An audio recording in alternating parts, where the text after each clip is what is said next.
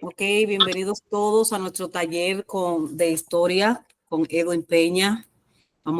Este es el módulo número 2. Vamos de una vez a empezar. Dale, Edwin.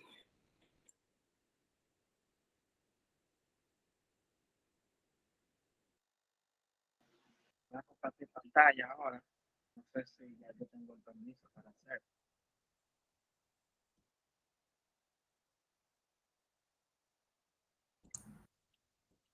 Te escuchaste un poquito lejos ahí, Edwin, por cierto. No, lo que les decía era que iba a compartir pantalla. No sé si ustedes lo ven. Perfecto. Sí, yo lo veo. Supongo que todos lo ven también, ¿right? Bueno, Sí, este es sí, el yo lo veo. índice de los temas que vamos a tratar. Yo iba a incluir el 3 también, pero yo creo que el tiempo no da para el 3. Comienza con el Tratado de Aranjuez, 1777, y culmina en la independencia efímera en 1821. Es decir, casi 100 años de historia. Sí, déjame aclarar algo, perdón, Edwin. Las preguntas las vamos a dejar para cuando Edwin nos diga que podemos preguntar algo, por favor. Vayan anotando las preguntas que vayan surgiendo. Sí, perfecto.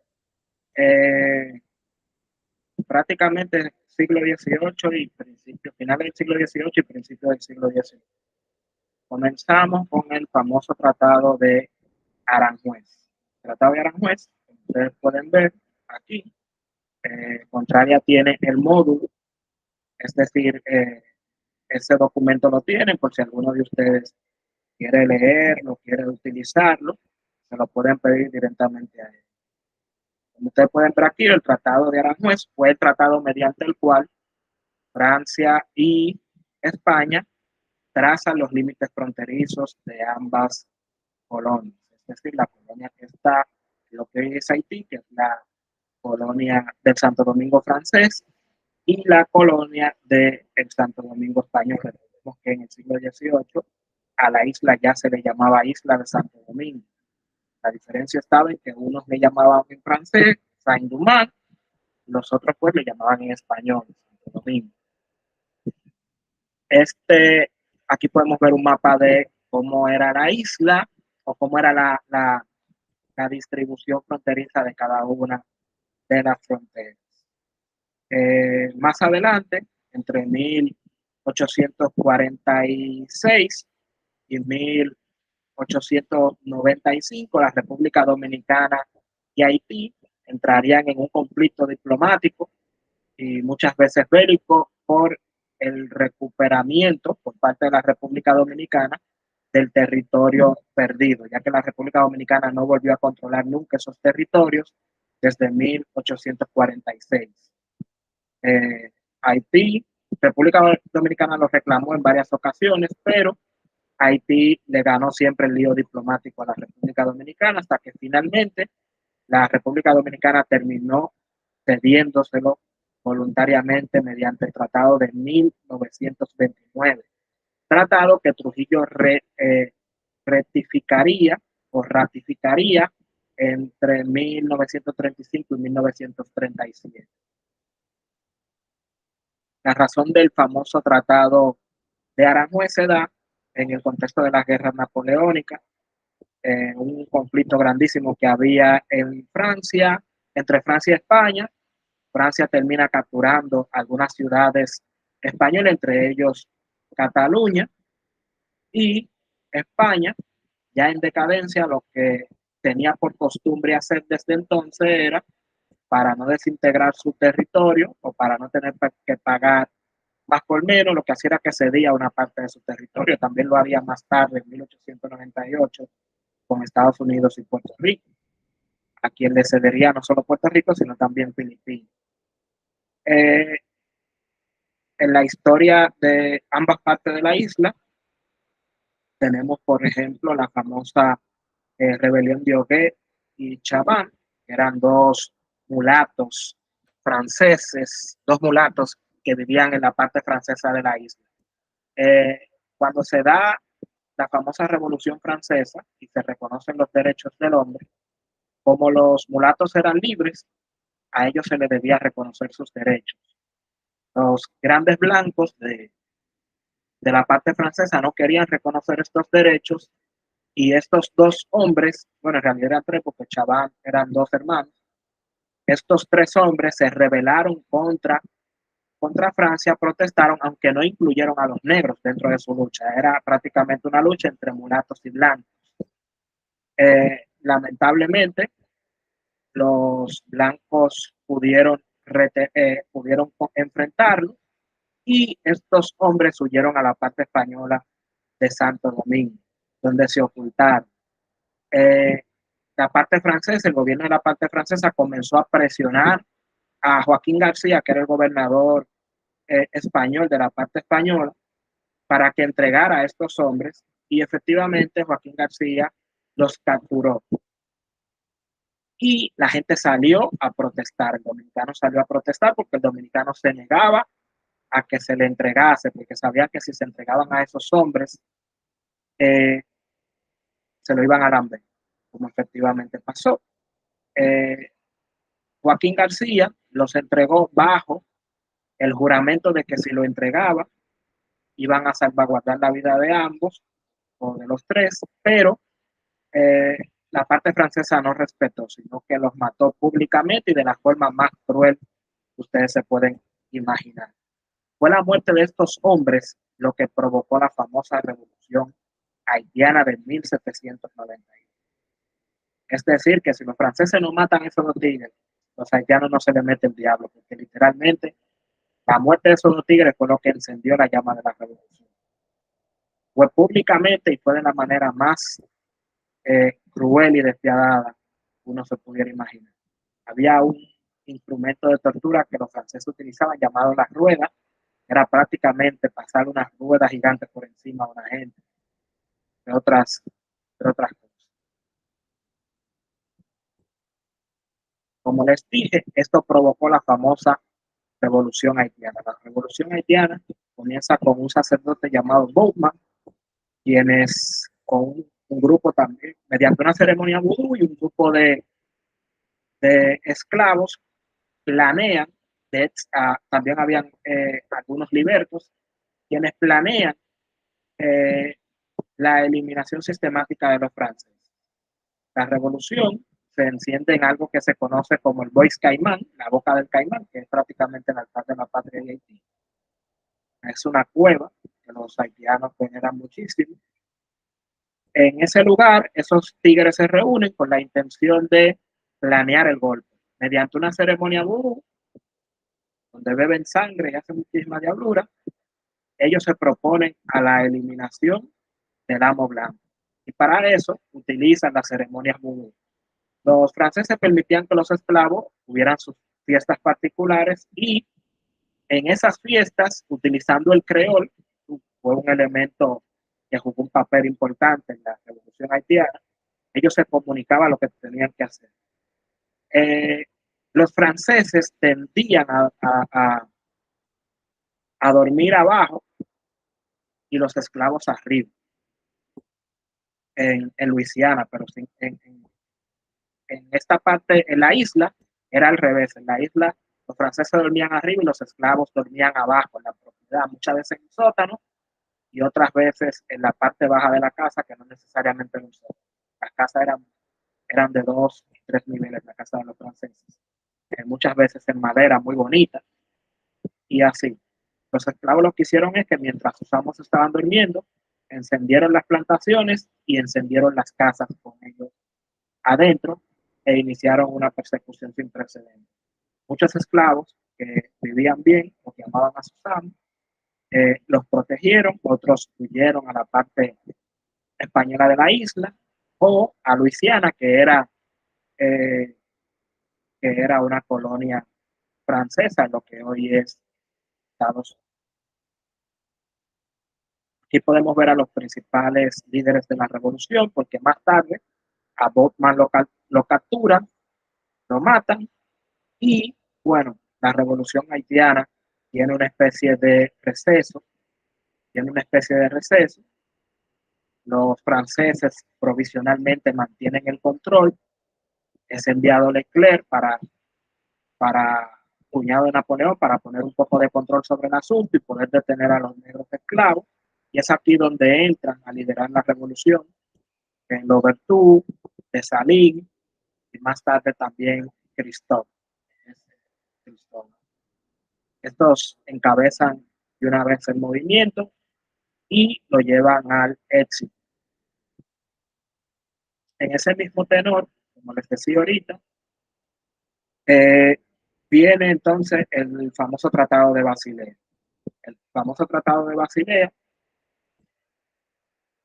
el famoso Tratado de Basilea es un tratado en el que España le cede voluntariamente eh, la parte que le corresponde de la isla a, a Francia. Es decir, Francia comienza a controlar todo el territorio. El primero es el tratado en el módulo pasado le hablé sobre todos los tratados. El primero fue el Tratado de Aranjuez, mediante el cual se establecen los límites fronterizos. El que le continúa al Tratado de Aranjuez es precisamente el Tratado de Basilea, donde España, que tenía la costumbre de ceder territorio cada vez que perdía un combate, le cede entonces la parte española a los franceses, cosa que disgustó bastante a los dominicanos, que siempre se identificaron como españoles. Hay muchísimos poemas, documentos, etcétera, de dominicanos quejándose por este tipo de cosas. En ese momento es cuando los españoles, en su retirada, supuestamente se llevan los restos de Colón, cosa que yo explicaba en un video que no es así, se llevaron los restos de Diego sin querer, y eso es otro tema que no corresponde a este asunto. Pero bueno, también se dice que el Alcázar de Colón cayó en ruinas precisamente ese mismo día. Cuando las tropas se iban, se dice que el techo del Alcázar de Colón se derrumbó. Y de ahí entonces cayó en ruinas hasta que Trujillo entonces lo restauró. Entonces, el Tratado de Basilea se firma en 1795 en la ciudad de Basilea, Suiza. Toussaint Louverture, que había peleado para los españoles y luego se cambia de bando, se cambia al bando francés, es quien hace valer en 1801 el Tratado de Basilea. Es decir, si yo represento a Francia en el gobierno de la isla y toda la isla le pertenece a Francia, entonces a mí me corresponde también gobernar sobre la parte española de Santo Domingo. Y así lo hizo. Entra en 1801 a la ciudad de Santo Domingo y toma oficialmente posesión de la totalidad de la isla. Toussaint no era un tipo como Dessalines, que Dessalines era prácticamente un criminal. Toussaint era un tipo sumamente culto y sumamente prudente, porque muchos historiadores dominicanos lo quieren pintar como un tipo igualmente perverso. La documentación dominicana registra que cuando Toussaint entró en Santo Domingo, dice una señora llamada Francisca, hay una carta en el Archivo General de la Nación, de una señora llamada Francisca Valerio, que dice que solamente le faltó el palio. El palio es una vaina que le ponen al Papa para recibirlo, solamente le faltó el palio. Ella comunicándole a una amiga que vivía en otra parte, solamente le faltó el palio para que Toussaint fuese recibido como una divinidad prácticamente. Toussaint Louverture, el huevo de Toussaint Louverture es precisamente redactar una constitución. Eso fue lo que lo llevó a caer en desgracia. Sin embargo, durante su primer gobierno, él toma algunas medidas. Las medidas que toma es la de abolir en primera instancia la esclavitud. Es la primera vez que se abole la esclavitud en esta parte de la isla, lo hace en 1801. Y lo segundo que hace es la famosa regla de las tres plumas, la famosa regla de las tres plumas. En la ciudad de Santo Domingo, él toma la consideración, entendiendo que aquí no había conflictos de raza, como si lo había en Haití, y decide que el gobierno de la isla, el gobierno municipal de esta parte de la isla debía estar conformado por negros, mulatos y blancos. Es decir, que, que en cada uno de los cabildos, es decir, de los ayuntamientos, debía haber en el gobierno municipal un blanco, un negro y un mulato. Eso que representara a las tres divisiones étnicas que había y así de alguna manera ir contribuyendo con el mejoramiento de los antagonismos que había. Pero él se dio cuenta de que aquí el blanco, el negro y el mulato trabajaban sin ningún problema, cosa que no ocurría en la parte francesa de la isla. Había demasiado resentimiento del negro contra el blanco, del mulato contra el negro, acomplejamiento, una guerra de todos contra todos prácticamente. Ustedes van a seguir leyéndolo directamente ahí en el documento que les dejé. Ustedes pueden seguir leyendo todo eso. Al final yo les voy a dejar la fuente con los libros que utilicé para redactar todo esto y ustedes de ahí en adelante pues investigan. Algunos de estos libros aparecen.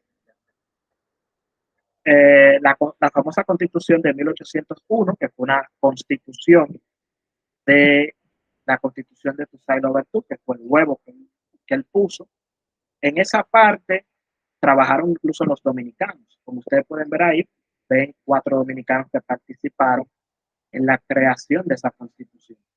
Toussaint-Louverture, en Puerto Príncipe, manda a buscar a representantes de distintas partes de la isla y van 2 para la parte, para el departamento Sama, que es la parte este de Santo Domingo, que es de Santo Domingo en adelante, Higüey, San Pedro, La Romana, y 2 de la parte del Cibao, de la parte de Cibao. Ese tipo que aparece ahí en el número 1, Juan Mancebo, es antepasado de uno que se mete a hablar muchísima mierda ahí en los espacios que ustedes hacen. De acuerdo cómo que se llama. Él ni lo menciona porque él no le agrada eso. Uno que tiene un gorrito, ¿verdad? Sí, ese mismo. Casi Manny, sí, Manny. Como él es anti-haitiano y es un antepasado contribuyendo con un haitiano, no le gusta que lo pase. Entonces, como les dije, ustedes pueden seguir leyéndolo. Aquí podemos ver algunos de los artículos de esa famosa constitución. El artículo 1 dice que Santo Domingo en toda su extensión, así como Samaná, La Tortuga y esos demás lugares que están en Haití, forman una sola colonia y forman parte del imperio francés, pero se rige con leyes especiales. Eso fue lo que no le gustó lo que no le gustó a los franceses. El artículo 3 dice no podrá existir esclavos en el territorio. La servidumbre queda abolida para siempre. Todos sus habitantes nacen, viven y mueren libres y franceses. El artículo 5 dice no existe otra distinción que la de virtudes y talentos, ni otra preeminencia que la otorgada por la ley por razón del ejercicio de la función. Lo que nos está diciendo prácticamente es que la, la, la esclavitud había sido abolida. Era la primera vez que se hacía mediante una constitución, porque esa constitución valía para ambas partes de la isla. Ambas partes de la isla. Si Francia no se involucra en ese lío y manda a Leclerc para que ponga fin al gobierno de Toussaint-Louverture, hubiésemos sido una sola nación desde ese entonces. Y la fiesta se llevaba en paz, curiosamente. Es decir, los dominicanos no estaban jodiendo mucho con eso, lo cogieron suave y así. Pero es precisamente Ferran el que hace que los dominicanos no quieran mucho con los franceses, porque el dominicano tiende, por ejemplo, a acostumbrarse. El dominicano tiende a acostumbrarse hasta un punto. Cuando se jacta, entonces es que resuelve. Es decir, el dominicano te puede aceptar un gobierno, por muy malo que sea, y se acostumbra al gobierno y lo que se dedica a criticarlo, aunque no enfrentarlo directamente, hasta que se harta en algún punto. Y en este caso, ese hartazgo le cae precisamente a Ferran. En vista de que Toussaint-Louverture prácticamente estaba creando de manera sutil una especie de independencia, porque ese era el objetivo del Obertú, y Francia se lo huelió. Francia envía entonces al cuñado de Napoleón, Leclerc, para que venga a poner orden. Es ahí donde la revolución haitiana, es decir, esos descontentos que había, termina ese receso y continúa la lucha. Leclerc termina pues capturando a, a Toussaint Louverture mediante un engaño, mediante traiciones, lo mandan a Francia donde termina muriendo.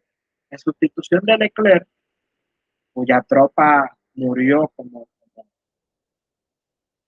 parte de las enfermedades, también los haitianos, resentidos o combatiendo a estos hombres, termina siendo sustituido por Perón. Ustedes pueden ver, por ejemplo, algunos detalles sobre la invasión de Leclerc, el motivo de aquella invasión. Como podemos ver aquí, ustedes lo van a ver por su cuenta. Y todo eso. Una vez Francia toma control de la isla, los haitianos pudieron haberse aclimatado al gobierno francés sin Toussaint. El problema estaba en que Napoleón quería restaurar la esclavitud. En el momento en el que Napoleón viene con esa, entonces los haitianos, que ya están tranquilos, se revoltean. El dominicano lo asume tranquilo sin problema de la restauración de la esclavitud. El haitiano no estaba dispuesto a volver a esa forma de vida. El gobierno de Ferrán fue un gobierno completamente cruel, un gobierno despiadado que se caracterizó por el restablecimiento de la esclavitud y de iniciar un enfrentamiento bélico contra los haitianos, que perdió de alguna manera y por la cual se salvó gracias a la estrategia y al engaño, pero que no tenía forma de combatir a los haitianos, que ya estaban hartos de que Francia estuviera enviando gente para combatir. En todo caso, los haitianos durante el gobierno de Ferrán en la parte española de la isla se independizan finalmente en 1804, Ferrán viene en 1803, a principios de 1803, los haitianos se independizan en 1804 y sueltan a Ferrán en banda con los ciudadanos de Santo Domingo, que como les decía ahorita, aceptaron o se aclimataron a ese gobierno. Los haitianos se revoltean mediante, la razón por la que los haitianos se revoltean con Ferrán es por un famoso decreto que él expide, y que es la razón de la famosa invasión de Dessalines de 1805. ¿En qué consistía ese famoso decreto de Ferrán? Bueno, Ferrán emite un decreto en la parte española de la isla donde dice que todo aquel que vaya a Haití y capture a un negro lo puede coger para él, lo puede vender, lo puede traficar como le dé su gana. Sobre todo, que a eso al cual él le da principal prioridad a los niños menores de 14 años. Todo niño menor de 14 años negro que ustedes vean que pertenezca a la parte haitiana, es decir, a la parte francesa de la isla, lo pueden capturar y lo pueden vender. Si es mayor de 14 años, usted lo puede tener en su casa como esclavo, pero debe mantenerlo dentro de la isla. Si es menor, venderlo y sacarlo de la isla. No lo quería en la isla, porque la prioridad de Ferrán era, y así lo dice una carta y parte de los artículos que ustedes van a ver más adelante, la intención de él era reducir la población negra de la isla de Santo Domingo. Cuando los haitianos se enteran de este decreto, entonces los haitianos vuelven de nuevo e invaden la parte española de la isla con la intención de combatir a Ferrán. Este decreto ustedes lo pueden ver completamente, ustedes lo ven íntegro, yo se lo puse aquí íntegro. El artículo 1, por ejemplo, dice: los habitantes de la frontera de los departamentos de Los Ángeles y del Cibao, refiriéndose a las dos provincias de la parte española de la isla, así como las tropas empleadas, eh, pueden hacer prisioneros, como dice ahí, a aquellos de ambos sexos que pasen de 14 años de edad. Los prisioneros procedentes de esas expediciones serán propiedad del que los capture. Los niños varones capturados por menos de 10 años, las negras mulatas por menos de 10, deberán expresamente permanecer en la colonia. Aquí ustedes pueden ver todos los detalles y algunas ratificaciones, es decir, algunas correcciones que más tarde le hacen. Al mismo tiempo, también planea cometer algunas masacres que uno pudiera calificar de genocidio, pero no se llevaron a cabo nunca. El decreto está completo, ustedes lo pueden leer por ustedes mismos. Las consecuencias de ese decreto fueron la famosa invasión de Desalín. Es decir, ese decreto prácticamente provocó la invasión de Desalín y el degüello de Moca, de alguna manera, porque fue un efecto colateral de todo este conflicto. Desalín soltó, como yo les había dicho ahorita, soltó a Ferran en banda para que él gobernara la parte española, siempre y cuando soltara a los haitianos en banda en la parte francesa, pero ese decreto era una provocación hacia los haitianos, entonces los haitianos se dividen en 4 columnas con la intención de reunirse todos en Santo Domingo y atacar a los haitianos, a los franceses. Aquí podemos ver estos son historiadores haitianos abordando el tema. Ahí pueden ver a Madiu, pueden ver a Arluy, lo pueden leer por sí mismos. También les puse a un dominicano, Moyapón, hablando sobre ese problema. Sobre el problema que provocaron estos artículos de ese decreto. La invasión de Desalín se lleva a cabo a partir del decreto en enero de 1805, poco después de que se estipulara. Desalín, como les decía, divide su ejército en 4 columnas. Esas 4 columnas se dividen por distintas partes de la isla con el objetivo de reunirse todos en Santo Domingo. Ahí pueden ver que la primera columna se va por el norte con Henry Christophe. La segunda columna se va por el centro con Garbat. La tercera con Petión. La cuarta con Jefra. Con Jefra es el mismo que es el Jefra de 1865. De una participación especial con nosotros y la restauración. Los haitianos lo que hicieron fue que esos 4 grupos se dividieron y lo que comenzaron fue a hacer toda clase de desórdenes donde quiera que llegaran.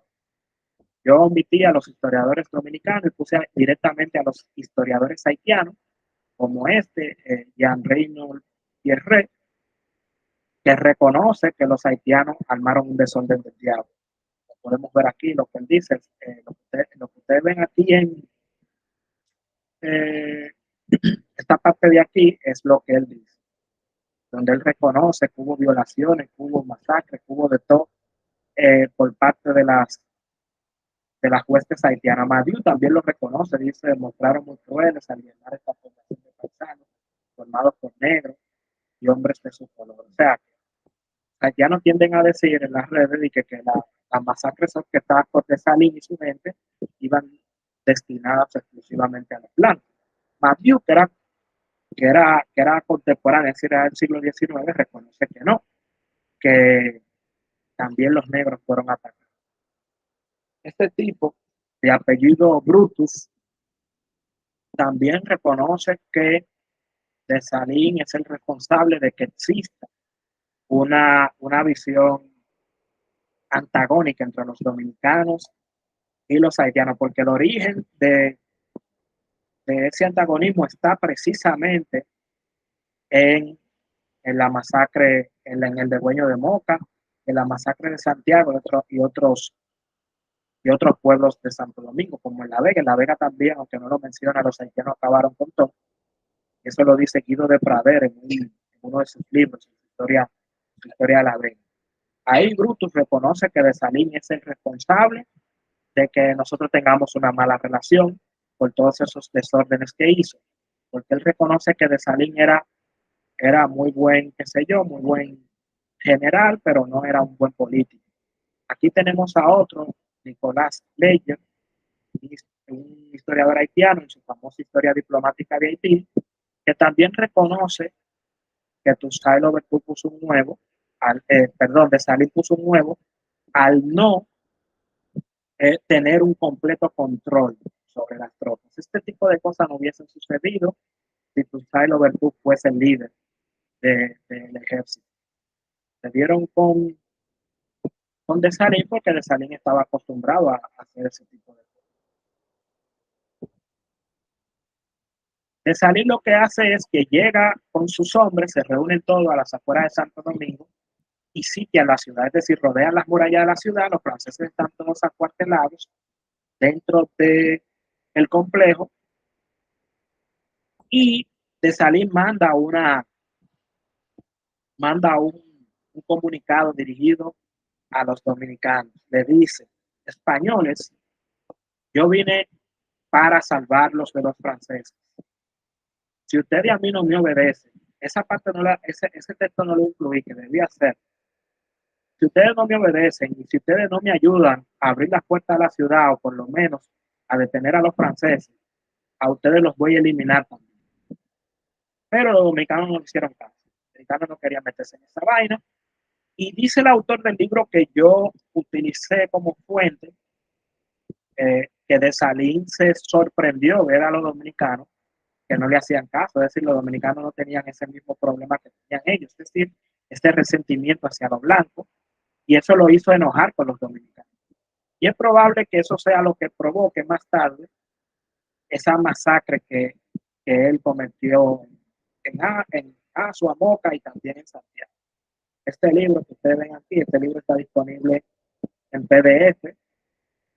Yo se lo envío en un rato, el nombre. Ese libro está disponible en PDF y ahí está toda la documentación con respecto a la masacre al Degüeño de Moca, las masacres de Santiago, Azua y otros territorios como La Vega. Y también hay más detalles sobre el sitio y la retirada de Dessalines.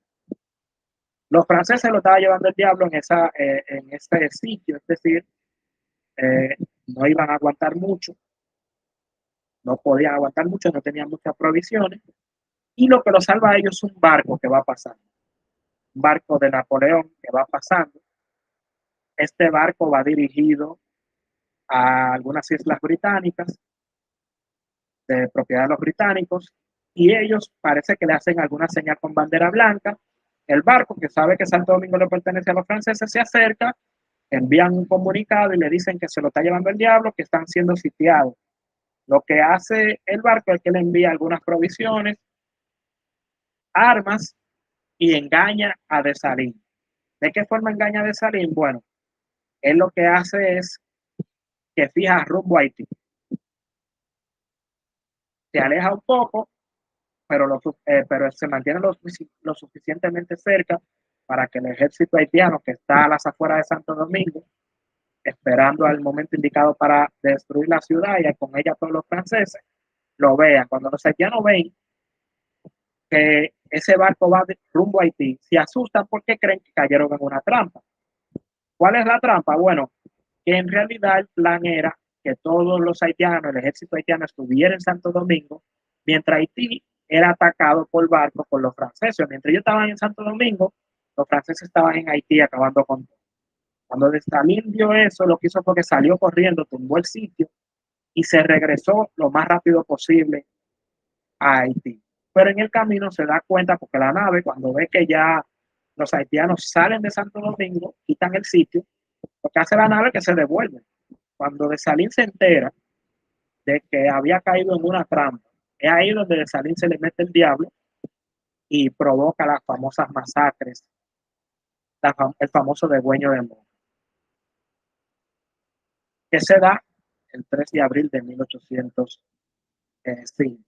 Ustedes pueden ver algunos fragmentos del relato de Gaspar de Arredondo y Pichardo, que fue uno de los sobrevivientes de esa masacre, que dio a conocer su testimonio. También hay un historiador mocano que da detalles sobre ese tema, sobre el degüeño de Moca. Ustedes lo pueden leer ahí. Ahí yo le puse varias fuentes para que ustedes lean un poco sobre Dueño de Moca. Más arriba yo le había puesto fuentes haitianas sobre el Dueño de Moca, porque lo van a ver ustedes mismos. Y testimonios. Aquí, por ejemplo, podemos ver a Fray Cipriano de Utrera, que fue un español que vivió en Santo Domingo en la época de Trujillo, que está considerado como el historiador más crítico. Ese tipo vino y derrumbó todos los mitos que habían en República Dominicana. Y era un tipo muy serio a pesar de todo. Los dominicanos pidieron a Trujillo que saquen a ese hombre de aquí, porque le estaba tumbando todos los altares. Saquen ese azaroso de aquí que nos tiene harto publicando libros a dos manos. Esos libros a los dominicanos les gustaban porque le estaba tumbando los santos. Utrera, que estudia el degüeño de Moca, reconoce que el degüeño de Moca existió, pero que no hubo más de 500 personas. Porque los dominicanos, los testimonios que hay, son exagerados en cuanto al número de personas.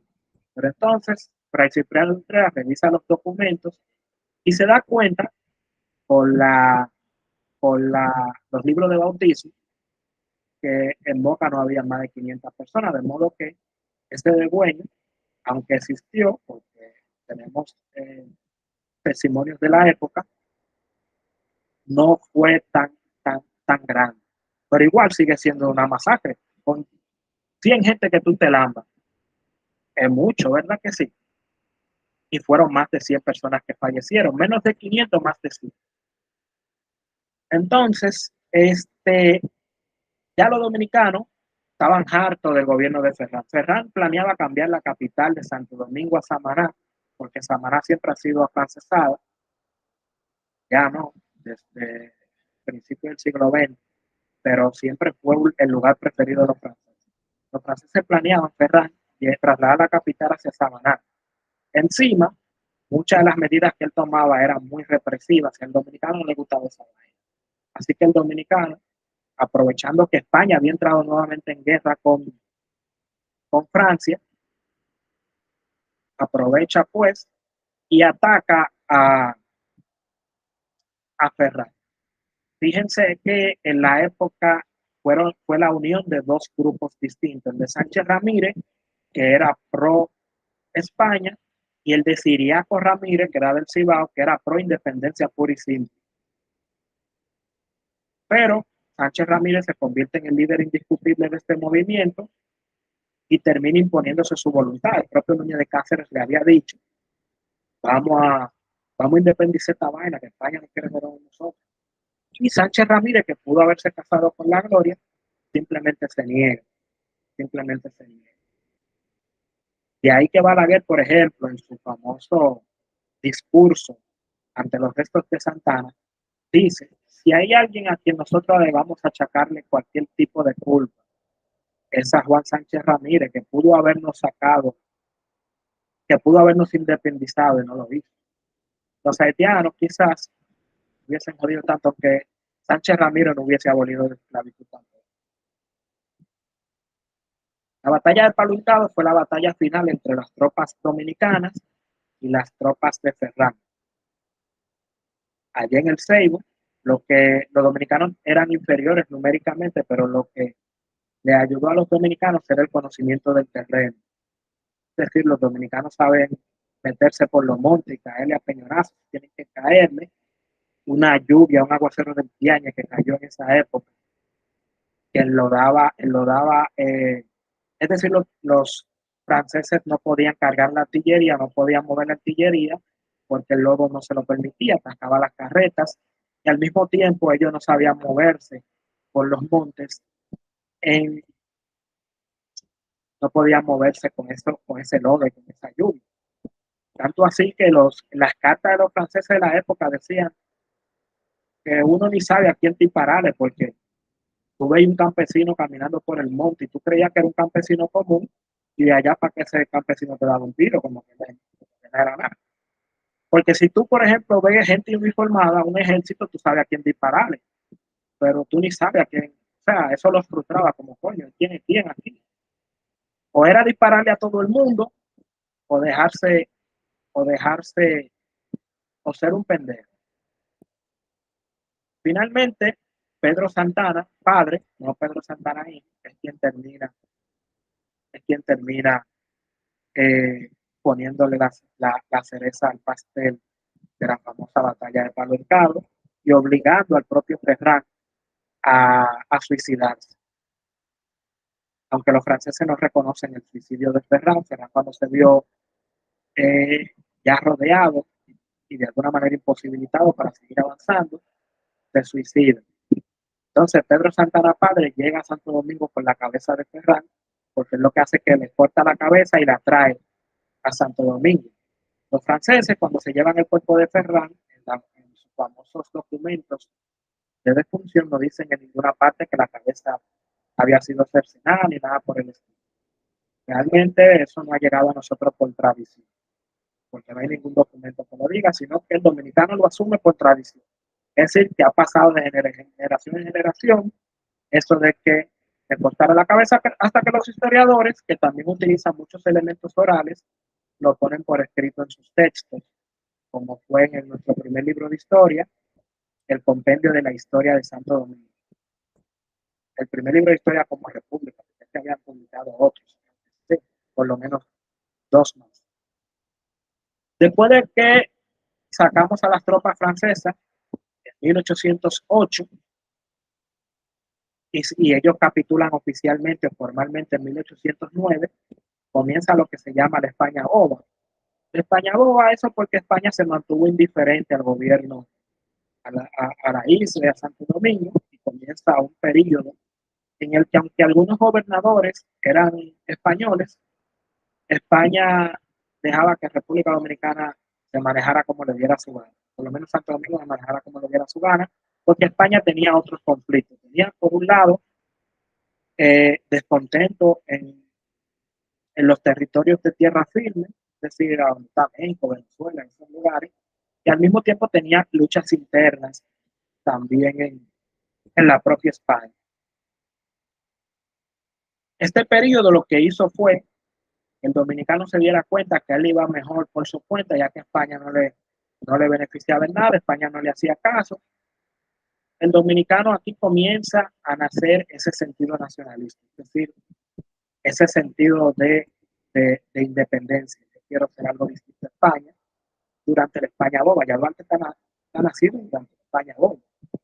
Recordemos que la España Boba se extiende desde 1809 hasta 1821. Entonces Duarte nace precisamente durante la España Boba, durante el gobierno de Carlos Conuco. Carlos Conuco era un gobernador español que llegó aquí, estaba casado con su sobrina Catalina, y él era muy tacaño, tenía a la gente en zozobra. El dominicano siempre ha sido ganadero. Eso de sembrar, el dominicano sembraba para sí mismo o tabaco para asuntos comerciales, pero nunca fue ni que agrícola, como si, por ejemplo, habían sido los haitianos. Los dominicanos sí sembraban era tabaco o caña. Pero Carlos Conuco le decía a la gente que siembren y que siembren y que siembren. El dominicano Quillao le puso ese apodo. Él se llamaba Carlos de Urrutia y González. Los dominicanos pusieron Carlos Conuco. En 1812 se da la famosa Constitución de Cádiz, que dejaba la libertad de imprenta, es decir, entre otras cosas, la libertad de imprenta. Mientras otros países utilizaron esa libertad de imprenta, otras colonias, para publicar libros, para publicar protestas, el dominicano lo que se puso fue a subir chisme y vaina, y pusieron a regar en todos los lados, en todos los palos de luz, a pegar. Digo palos de luz por no decir paredes, este tipo de cosas. Se pusieron a pegar Carlos Conuco y su sobrina eran Mario Muel, y ya tú sabes. Dominicanos, y tuvieron que quitar aquí la libertad de imprenta, porque el dominicano utilizaba la imprenta para tirarle a fulano y ese tipo de cosas. Los últimos gobernadores que tuvo la España Boba fueron Kinderland y Pascual Real. Sebastián Kinderland, durante el gobierno de Sebastián Kinderland en 1820, es que comienzan las primeras tentativas de la invasión haitiana. Es decir, Kinderland se llegó a dar cuenta de que había un maco en Haití, porque los haitianos estaban planeando la invasión desde que éramos colonia española. Lo que pasa es que no lo hacían directamente porque era enfrentarse al Imperio Español. Pero debido a la decadencia que tenía ya el Imperio Español, Boyer lo iba a hacer tarde o temprano, pero Boyer quería ser más prudente.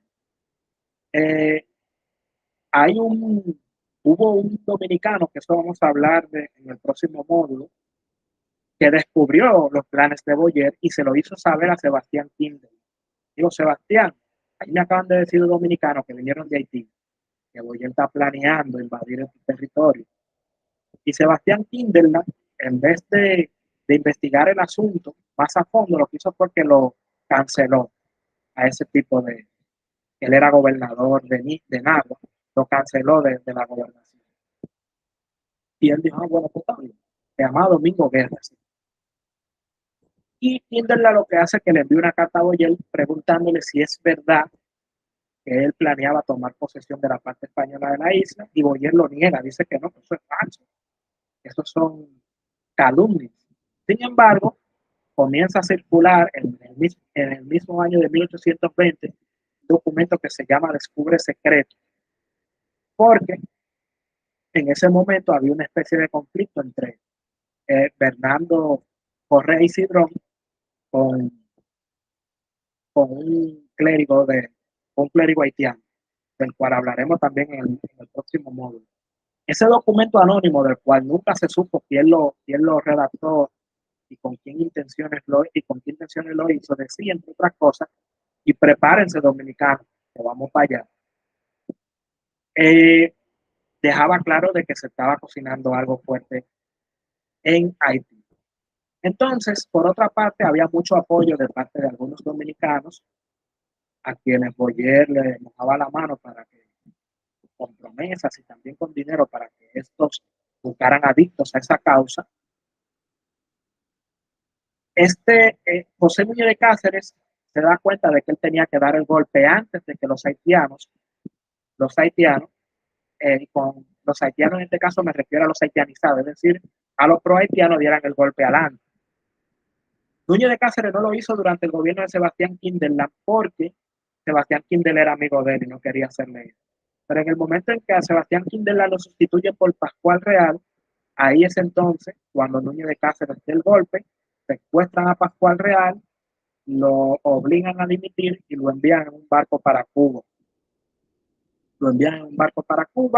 Y ahí es entonces cuando José Núñez de Cáceres proclama la famosa independencia. Y el plan de Núñez de Cáceres era que el nombre de esa república fuera República Dominicana. Es a última hora que él le pone Estado Independiente de Haití Español. ¿Esto cómo lo sabemos? Porque hay un periódico haitiano de diciembre de 1821 que dice la parte española se ha independizado y ha adoptado el nombre de República Dominicana. En 1821 se hablaba de República Dominicana. Mathieu, en su historia de Haití, también dice lo mismo. Él explica que Núñez de Cáceres le cambia el nombre a última hora. Núñez de Cáceres le cambia el nombre a última hora y le llama Estado Independiente del Haití Español, con la intención de congraciarse con Haití, que ya era una amenaza en ese momento. Pero donde se comió los mocos fue el no haber abolido la esclavitud. Ese documento debí ponérselo ahí, pero qué sé yo, se me olvidó. Yo lo tengo por ahí, por si alguno de ustedes lo quiere, yo les puedo enviar el periódico en francés con su traducción. Tengo una imagen del periódico original que me envió un amigo haitiano, que trabaja curiosamente en el archivo de Haití. Él habla español porque él vivió aquí, yo creo que lo contaron. Y consiguió trabajo ahí en ese archivo que está bueno. Ahí ustedes pueden ver, por ejemplo, las razones por las que el gobierno de Núñez de Cáceres falló, pero en 1821 la política dominicana se dividía en cuatro movimientos ideológicos. Como dice el historiador haitiano Crisóstomo Dorsanville, había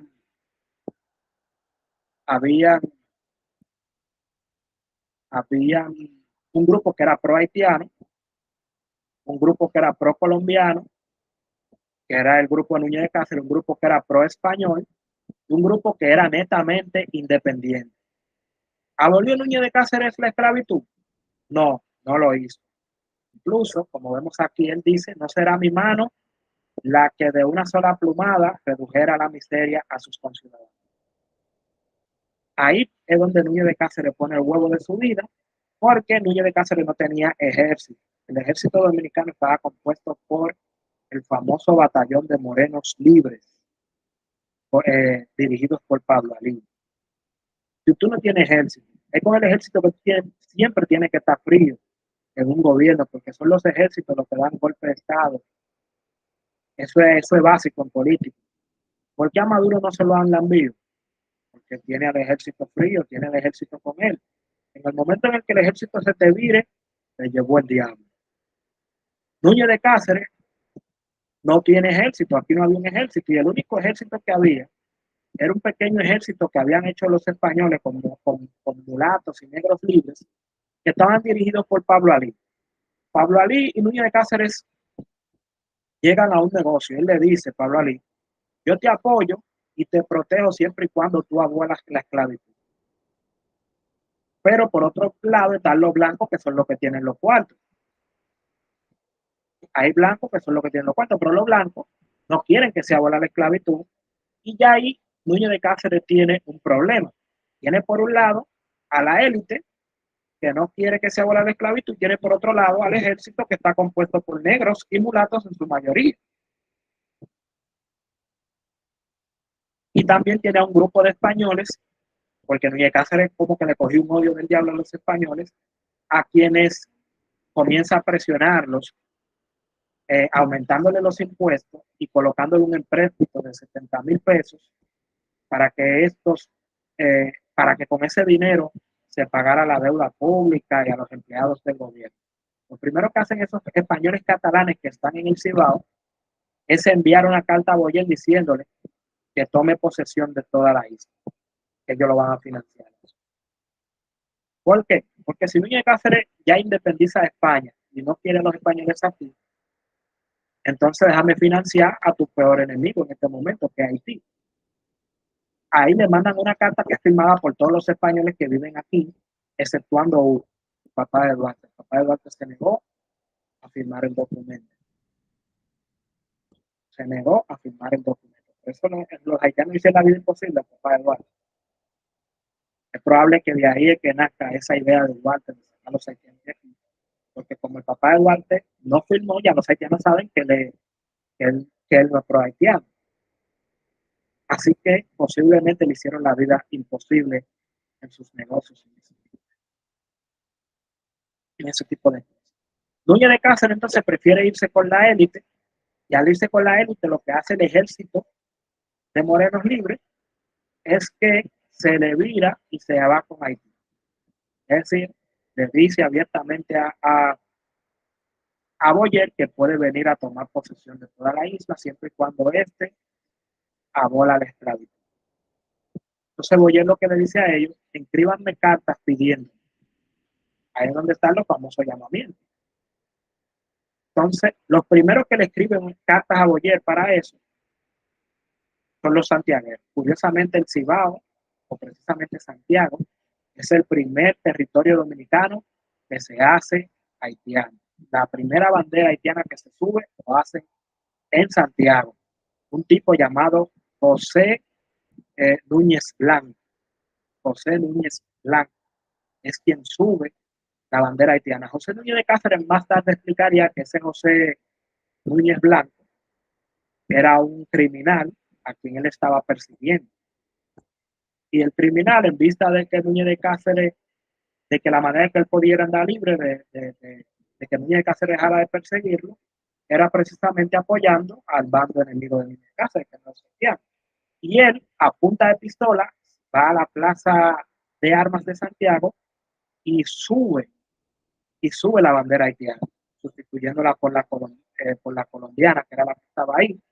Y por eso en Santiago había un famoso poema de la época que dice: si un Núñez nos ha extraviado, otro Núñez nos ha salvado.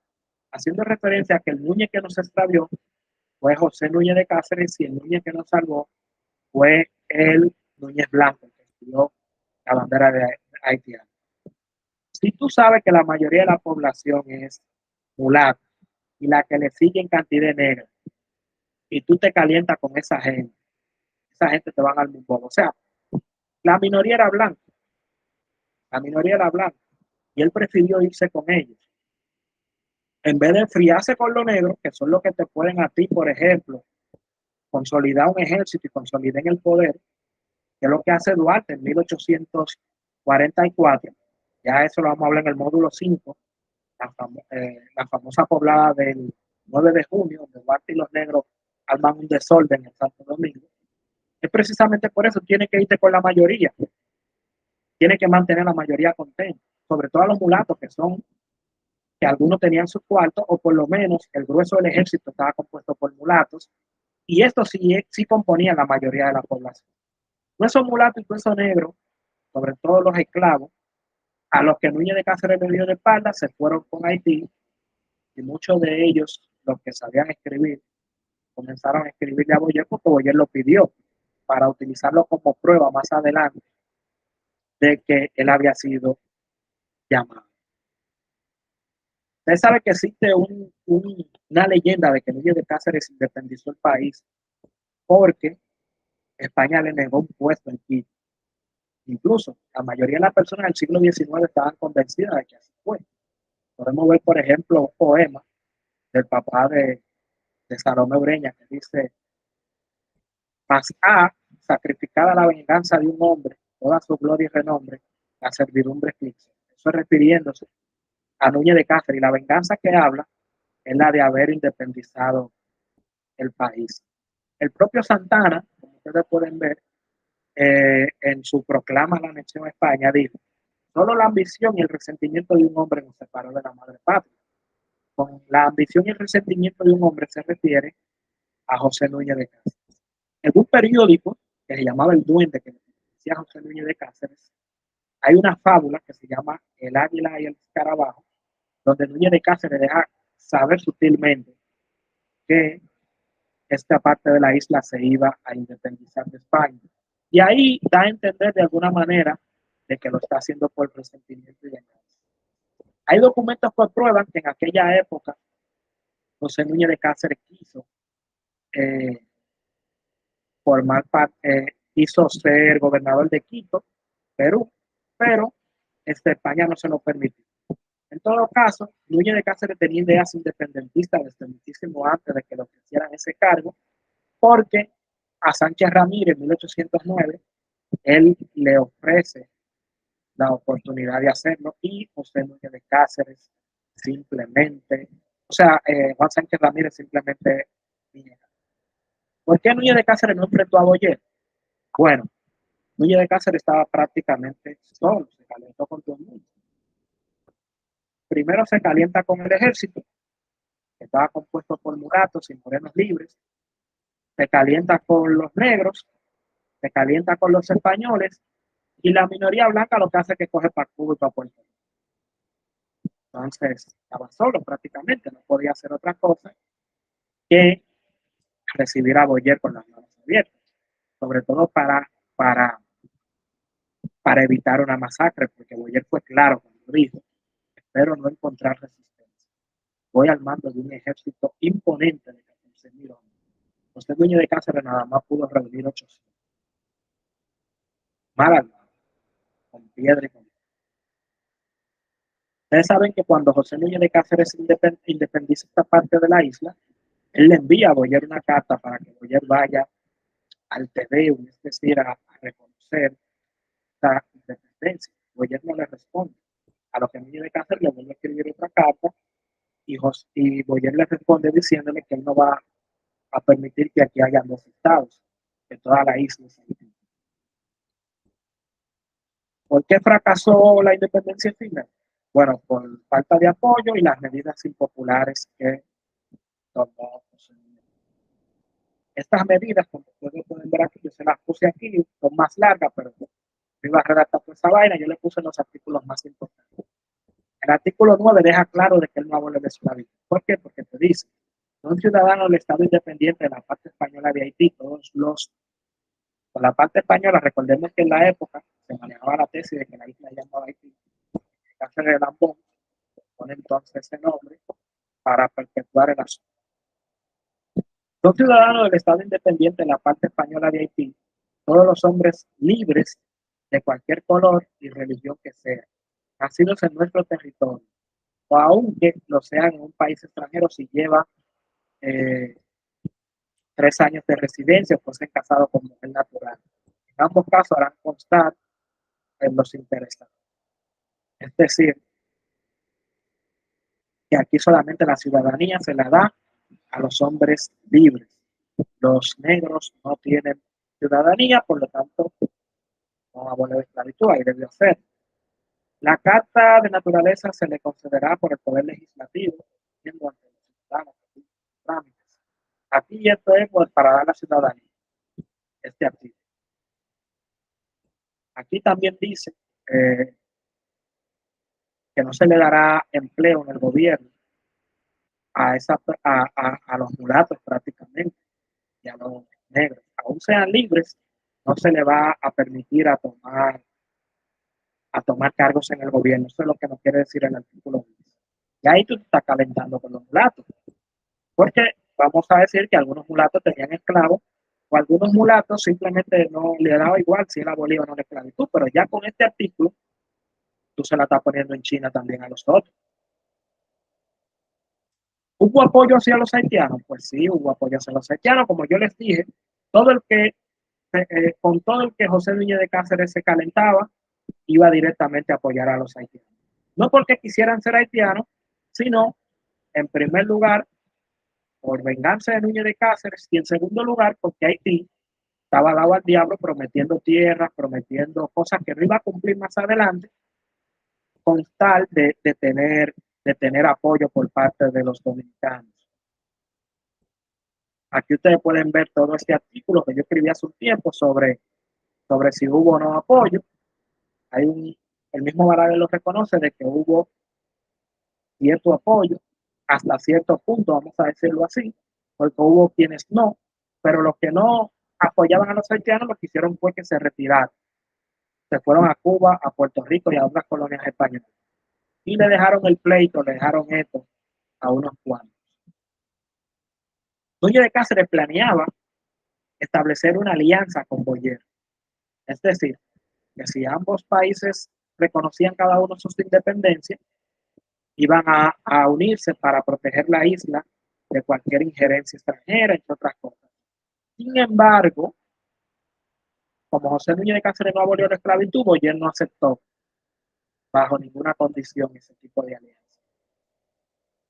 Había esclavos en Santo Domingo cuando José Núñez de Cáceres, en la época de José Núñez de Cáceres, bueno, sí, había esclavos en Santo Domingo. Y ahí en esta parte yo les dejo un montón de documentos que yo transcribí, donde donde se habla de esclavos entre 1805 y 1821. Es decir, gente vendiendo, comprando, dando carta de libertad o señalando de que hay esclavos. Ustedes lo van a leer ustedes mismos. Hay incluso aquí una carta de una señora que parece que está moribunda, que se va a morir, y dice, tengo una esclava embarazada. A la madre la voy a vender, pero la persona que la compre tiene que saber que el bebé que está dentro es de mi propiedad y que ella va a estar con el bebé mientras el bebé tome del seno. En el momento en el que el bebé sea detectado, ese bebé va a pertenecer a mi sobrina, al cual se lo dejo. Si nadie la quiere comprar bajo estas condiciones, pues entonces no la venden.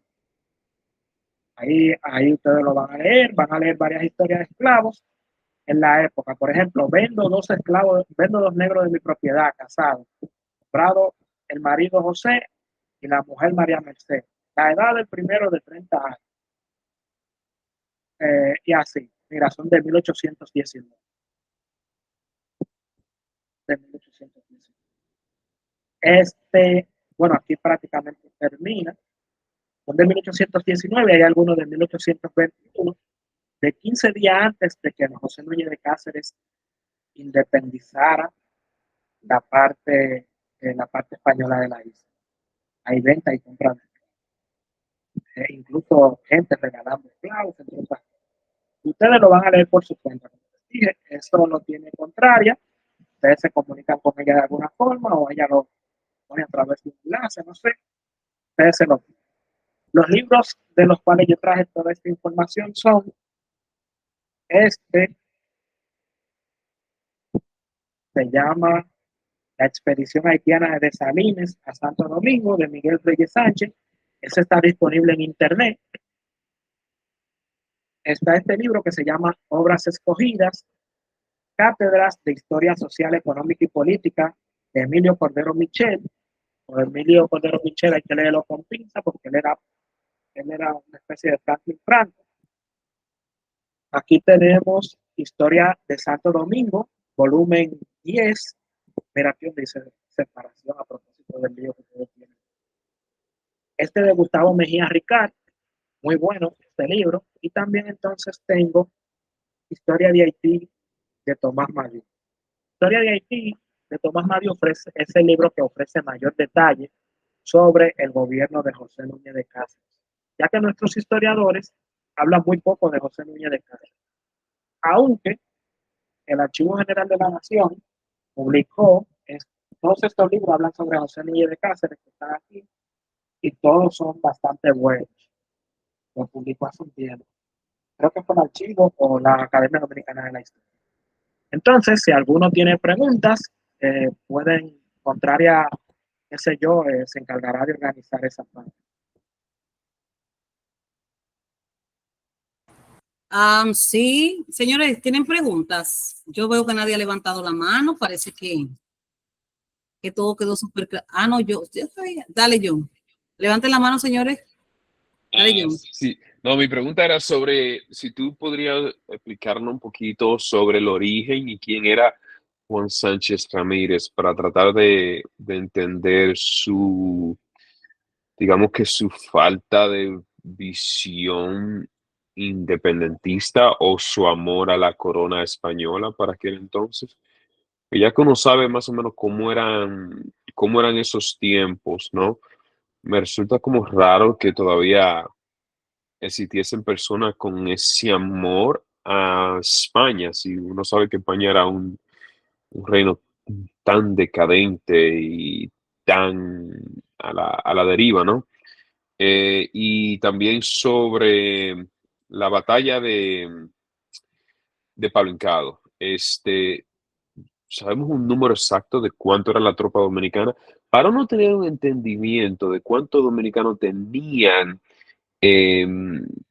como cultura militar, por no entender si era factible en aquel entonces ponerle frente a lo que fue eh, esa invasión que luego terminó con la independencia efímera. Y ya por último, en la batalla de Palo Hincado me parece que hubieron tropas puertorriqueñas, ¿no? Eso era todo. Sí, en la batalla de Palo Hincado jugaron un papel los ingleses, los puertorriqueños y los cubanos. Pues, Sánchez Ramírez incluso estaba en Puerto Rico cuando se lanza el grito de la Reconquista. Obviamente no se sabe, no existen detalles sobre cuántos eran. Los dominicanos no estaba tan organizado en ese aspecto, pero sí se sabe que, por ejemplo, fue una lucha prácticamente social. El dominicano de, estaba harto de Francia, sobre todo por las medidas impopulares que había tomado. Los británicos le pusieron una especie de bloqueo a los franceses para que esto no pudieran, por ejemplo, ir a una colonia cercana a buscar ayuda o enviar comunicaciones, porque ustedes saben que los ingleses financiaron casi todas las independencias. Y aquí, con intención de darle un golpe a España, que siempre ha sido su rival histórica, ¿no? Los británicos le ponen esa especie de bloqueo para evitar las comunicaciones y al mismo tiempo llegan ayuda tanto de Cuba como de Puerto Rico, sobre todo de Puerto Rico, lo que permite a los dominicanos organizarse mejor, tener un buen número de tropas y caerle arriba. En este caso, para conocer mayores detalles, lo que tienen que leer es el diario de Juan Sánchez Ramírez. Él escribe un diario abordando ese tema. Aquí en Santo Domingo ese diario lo venden en la Sociedad Dominicana de Bibliotecas. Este muchacho, Juan Sánchez Ramírez, era ateo y era de origen español. Es decir, la razón por la que él se sentía español, aunque criollo, era precisamente porque venía de una educación y de una ideología española. O sea, en realidad el dominicano siempre se sintió español, independientemente de él. El dominicano dejó de sentirse netamente español.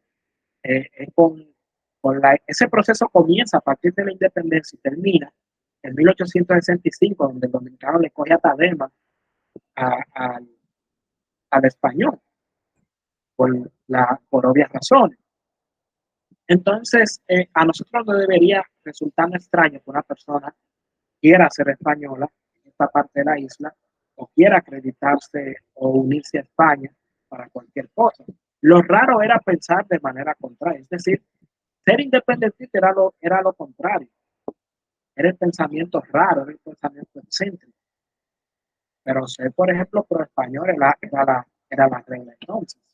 Por eso a los hispanizados eran considerados conservadores, mientras que a los que eran independentistas se les llamaba de alguna manera liberal, porque este era un pensamiento completamente novedoso y que tenía su origen en el romanticismo europeo.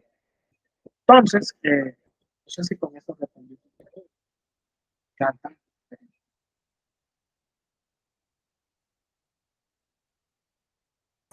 Ok, entonces vamos con el señor Proud.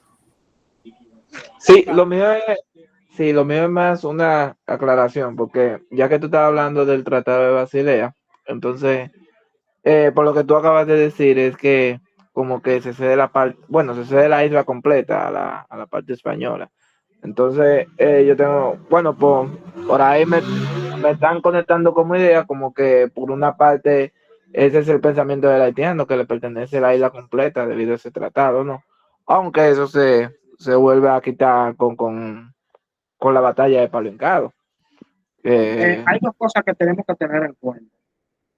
Primero, la capitulación de 1809 y el Tratado de París de 1814.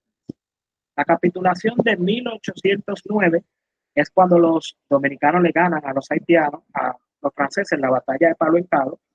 Hay un documento que los franceses firman para capitular, es decir, yo me comprometo a abandonar el territorio. Por otra parte, está el famoso Tratado de París, que es firmado entre España y Francia, donde es Francia de manera formal les devuelve el territorio mediante papel.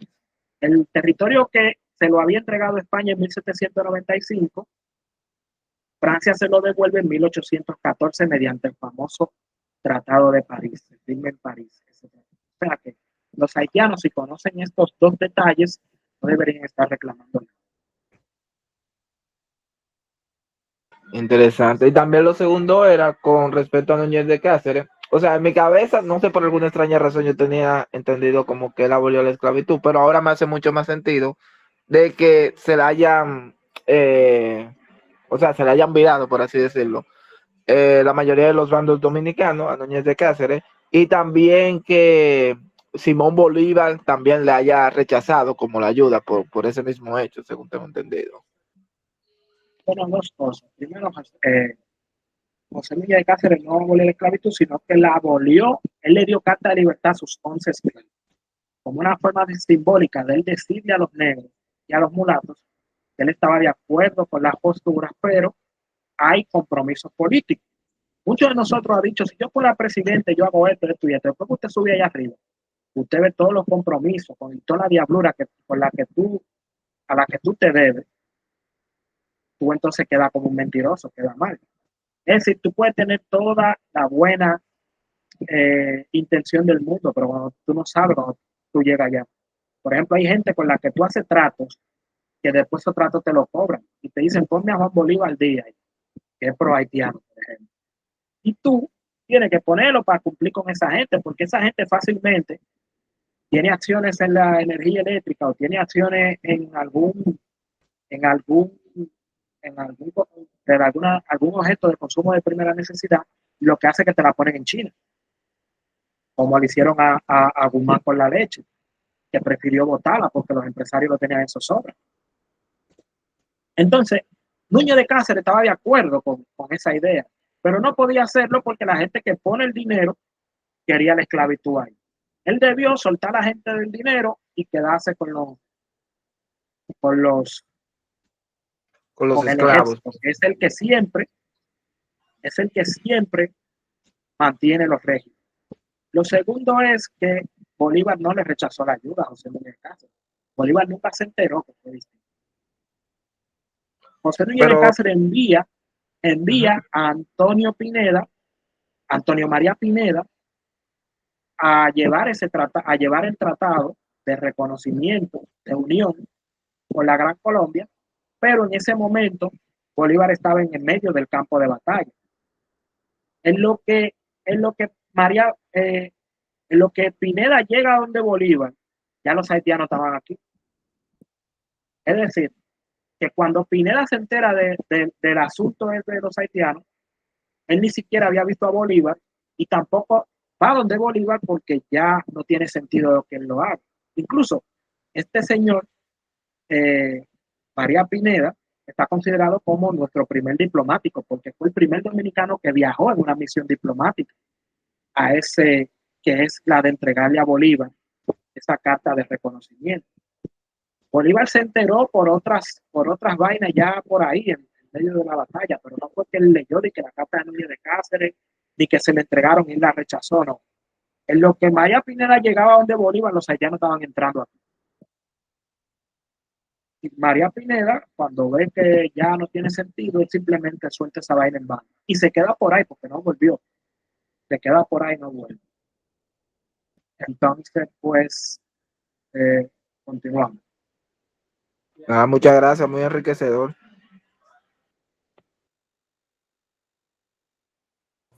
¿Tienen más algunas otras preguntas, señores? ¿O eso es todo?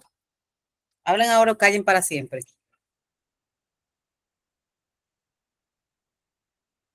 Bueno, al parecer eso es todo entonces por ahora. Sí, yo creo que yo no tengo ninguna otra pregunta, solamente saber, viene otro taller, otro módulo, ¿verdad? Y vamos a hablar ya de la independencia, ¿verdad? El próximo módulo va a hablar enteramente y exclusivamente de la dominación haitiana. Y vamos a responder si es ocupación o invasión, si fue un llamamiento, si hubo llamamiento, si es separación e independencia. Toda esa vaina lo vamos a ver en este módulo que es el tema caliente. Módulo 3. Y el módulo, ahí me van a grabar ustedes para subir toda esa vaina. Y el próximo módulo, el que le sigue a ese, va a hablar netamente de la independencia. Y mira, en Twitter se puede compartir como una pantalla, ¿sí? ¿Ustedes han pensado en quizás llevar el taller a ese cuadrilátero de fuego? Bueno, pero bueno. Bueno, yo no sé cómo se haría eso, John, la verdad. Compartirlo simultáneamente. Con la aplicación que usa Jaime. Nikki. Sí, me imagino, sí, con esa se podría. Sí. Puede ser, sí, hay que considerarlo. Podemos hacer un trial un día contrario. Yo voy a estar debajo de mi casa, podemos hacer un trial, si te interesa, a ver cómo... Si te interesa, podemos tratar a ver, un día de esto vamos a hacer algo así simultáneo para probar y luego entonces. Sí. Yo sé que tú tienes mucho interés en transmitir por Twitter, no sé por qué, por cierto. ¿Por qué? No, porque porque se genera más morbo. Entonces, como se genera más morbo, de 40 gente que vengan a frequear, 3 vienen con el interés real de aprender y uno gana con esos 3. Bueno, pues está bien, vamos a considerarlo para el próximo entonces. Pues señores, si no tienen más preguntas, vamos a dar esto por terminado por hoy. ¿Qué les parece? Muchísimas gracias, Edwin. Muchas gracias a todos. Gracias por venir, gracias a todos mi gente, cuídense mucho. Gracias Edwin, muy bueno, de verdad que sí. Bye bye.